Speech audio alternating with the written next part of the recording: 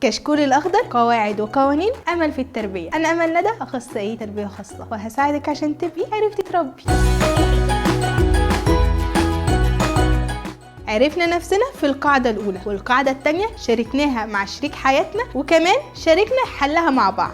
النقطة الثالثة ودي مهمة جدا لازم نحطها قاعدة أساسية انتوا الاتنين تمشوا عليها، ما تسمعوش للي حواليكوا، ودي نقطة مهمة جدا من قواعد التربية، ما تسمعيش لده ولا لده، بالذات في السلبيات.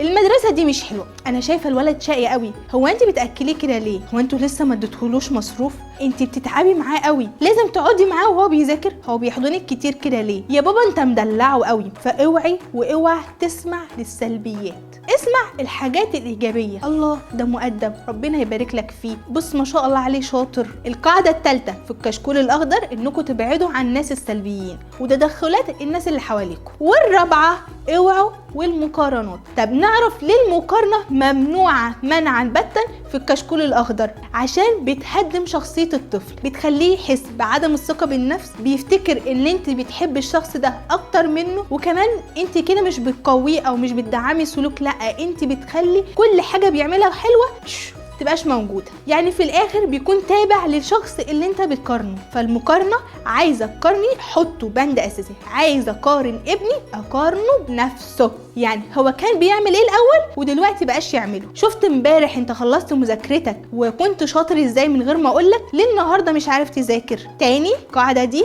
ما قارنش ابني باي حد تاني، هقارنه بنفسه. وهستناكم في الفيديو اللي جاي عشان نعرف القاعده الخامسه والمهمه.